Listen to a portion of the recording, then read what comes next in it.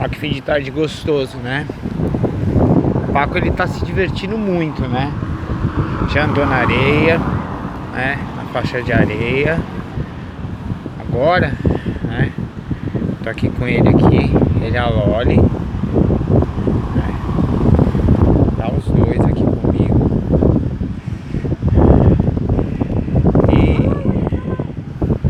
olha lá, todo mundo quer olhar eles. E aí, vocês dois, como é que você tá? Essa carinha. Eles vão olhando pra tudo, né?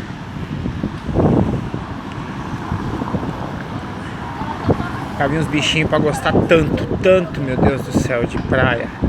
Que nem esses dois, viu? Praticamente eles se encontraram por aqui.